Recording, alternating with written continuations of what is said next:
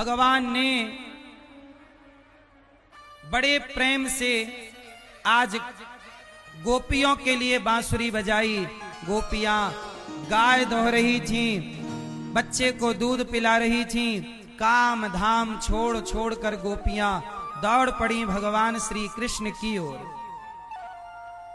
भगवान को प्राप्त करने के लिए गोपियां चलती।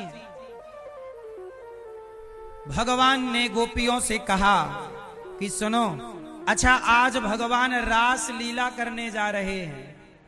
आज भगवान गोपियों के संग क्या रचाएंगे? अच्छा बताओ, रास रचाना सही है कि गलत है? जोर से, रास रचाना सही है कि गलत है? तो आप लोग रचाते हो रास कि नहीं? जोर से। अच्छा ये बताओ, रास लीला का मतलब क्या होता है? तुम करो तो रास लीला, हम करें तो कैरेक्टर ढीला।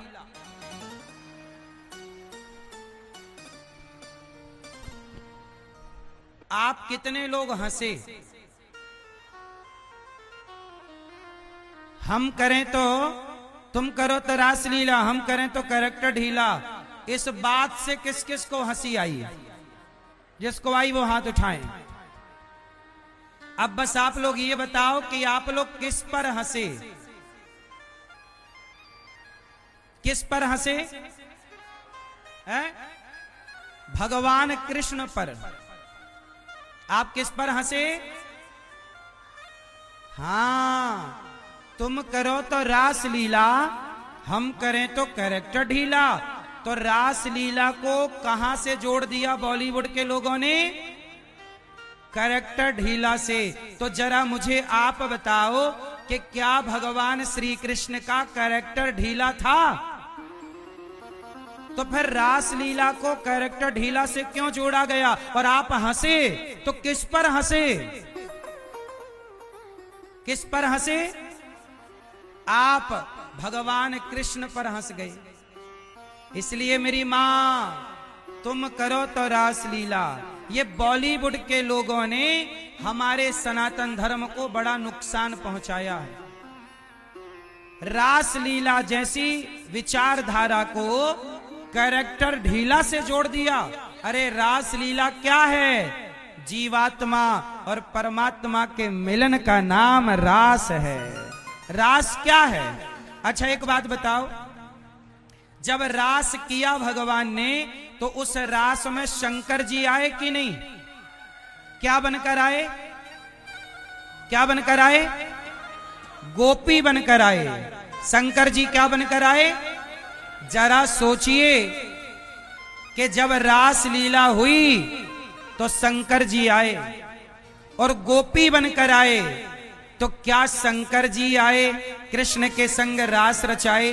तो क्या वहां शिव और कृष्ण के मिलन में कोई कैरेक्टर ढीला था? तो क्यों बॉलीवुड ने बोला कि तुम करो तो रास लीला, हम करें तो कैरेक्टर ढीला? इसका मतलब यह है कि रास लीला में हुआ क्या था? क्या हुआ था? अच्छा ये बताओ, रास लीला भगवान ने किनके संग रचाया? गोपियों के संग। और गोपी का मतलब क्या होता है? आप लोग बताओ, गोपी का मतलब क्या है? क्या स्त्रियों का नाम गोपी है? बोलो मेरी मां। जिसके अंदर जैसे सेना, बोलो सेना, सबका नाम सेना नहीं है।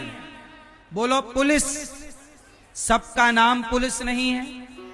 बोलो राष्ट्रपति, क्या आप में से किसी का नाम राष्ट्रपति है? बोलो प्रधानमंत्री, किसी का नाम आप में से प्रधानमंत्री है? मेरी मां, जैसे प्रधानमंत्री सब नहीं हो सकते, राष्ट्रपति सब नहीं हो सकते, ऐसे गोपी, गोपी मतलब जिनने सारी इच्छाओं को समाप्त करके केवल भगवान में समर्पण कर दिया हो, अनन्य प्रेम हो, उन्हें गोपी कहते हैं। इसलिए शंकर जी क्या बने? गोपी शंकर जी चाहते तो शंकर जी के रूप में आकर रास में सम्मिलित हो जाते, पर नहीं, उन्होंने पहले रूप बदला और गोपी बने। गोपी का मतलब है जो निष्काम है, जिसके अंदर कोई भी वासना नहीं है। गोपी किसी स्त्री का नाम नहीं है, किसी पुरुष का नाम नहीं है, जैसे प्रधानमंत्री किसी स्त्री का नाम नहीं है। जब इंदिरा गांधी जी बैठी उस सीट पर तो उन्हें प्रधानमंत्री कहा गया, मोदी जी बैठे तो उन्हें प्रधानमंत्री कहा गया। सीट का नाम प्रधानमंत्री है, वो स्त्री और पुरुष का नाम प्रधानमंत्री। ऐसे ही स्त्री और पुरुष का नाम गोपी नहीं है, जिसके अंदर गो मतलब इंद्रियां, पी मतलब पीना, जिसने अपने भीतर की सारी वासनाओं को पीकर समाप्त कर दिया और निष्काम हो गई, उनका नाम गोपी है। इन गोपियों के संग कृष्ण ने रास रचाया और रास में क्या हुआ? मिलन। कौन सा मिलन? जैसे एक मां अपने बेटे से मिलती है। अच्छा एक बात बताओ, मां का बेटा परदेश में रहता है और 10 साल बाद लौटा है, तो मां अपने बेटे को गले लगाएगी कि नहीं? बोलो हाँ। मां अपने बेटे के गालों का चुम्बन करेगी कि नहीं? बोलो हाँ। मां अपने बेटे के माथे को चूमेगी कि नहीं? तो अब बताओ, मां जब अपने बेटे के गालों को चूम रही होगी और बेटे को गले लगा रही होगी, तो क्या इस मां और बेटे के मिलन में कोई दोष है? जब मां और बेटे के मिलन में दोष नहीं है, तो भक्त और भगवान के मिलन में दोष कैसे हो सकता है? तो तुम करो तो रासलीला, हम करें तो कैरेक्टर ढीला। ये सेंटेंस गलत है और इसे बॉलीवुड प्रचारित करती है। इनडायरेक्ट आपके भगवान को गाली देती रहती है बॉलीवुड। इसलिए कहता हूं कि बच्चों का संस्कार किसने बिगाड़ा? बॉलीवुड के लोगों ने। बॉलीवुड कहती है, बॉलीवुड के लोग कहते हैं गुटखा खाओ। बताओ गुटखा खाना सही है? दाने दाने में केसर का दम। गुटखा बेच रहे हैं बॉलीवुड के बड़े बड़े सुपर डुपर स्टार। क्या गुटखा खाना सही है? ये बताओ, ये बड़े बड़े सुपर डुपर स्टार जिनको आप हीरो हीरोइन कहते हो, क्या इन लोगों को गुटखा बेचना इनका सही है? क्यों बेचते हैं ये लोग? ये लोग आपके बच्चों को बिगाड़ना चाहते हैं। आपके मोबाइल पे जुआ के ऐप डाउनलोड करवाते हैं ये बॉलीवुड के लोग। ये बॉलीवुड के लोग आपके बच्चों का भविष्य बिगाड़ रहे हैं। गुटखा खिलाकर दारू का प्रचार करते हैं। मुझे पीने का शौक नहीं, पीता हूं गम भुलाने को। अब बताओ, दारू पीने से भी गम जाता है क्या? दारू पीने से गम जाता है तो तुम्हारी मां को भी बहुत चिंताएं रहती हैं। पिलाओ दारू फिर।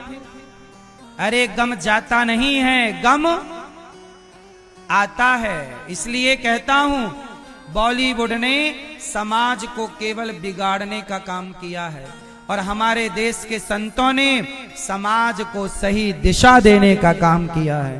तो हमारे